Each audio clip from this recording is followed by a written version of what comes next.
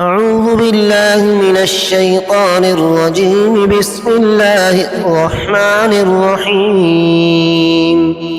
ومن يقنت منكن لله ورسوله وتعمل صالحا نؤتها أجرها مرتين وأعتدنا لها رزقا كريما. يا نساء النبي لستن كأحد من النساء إن اتقيتن فلا تخضعن بالقول فيطمع الذي في قلبه مرض وقلن قولا معروفا. وقرن في بيوتكن ولا تبرجن تبرج الجاهلية الأولى وأقمنا الصلاة وآتينا الزكاة وأطعنا الله ورسوله إنما يريد الله ليذهب عنكم الرجس أهل البيت ويطهركم تطهيرا. واذكرن ما يتلى في بيوتكن من آيات الله والحكمة إن الله كان لطيفا خبيرا.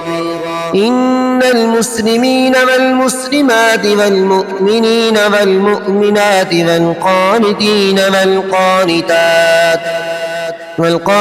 والقانتات والصادقين والصادقات والصابرين والصابرات والخاشعين والخاشعات والمتصدقين والمتصدقات والصائمين والصائمات والحافظين فروجهم والحافظات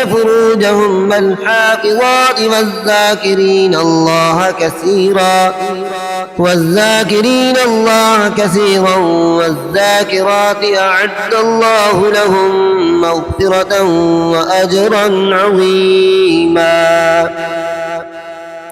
وما كان لمؤمن ولا مؤمنة إذا قضى الله ورسوله أمرا أن يكون لهم الخيرة من أمرهم ومن يعص الله ورسوله فقد ضل ضلالا مبينا.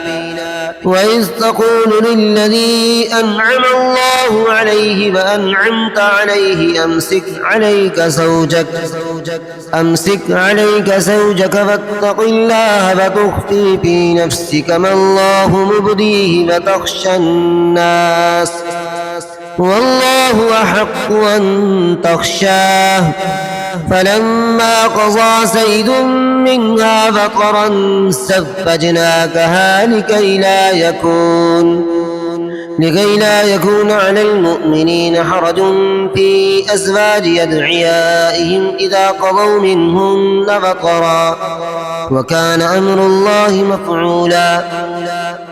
ما كان على النبي من حرج فيما فرض الله له سنة الله في الذين خلوا من قبل وكان أمر الله قدرا مقدورا. الذين يبلغون رسالات الله ويخشونه ولا يخشون أحدا إلا الله وكفى بالله حسيبا. ما كان محمد أبا أحد من رجالكم ولكن رسول الله وخاتم النبيين وكان الله بكل شيء عليما.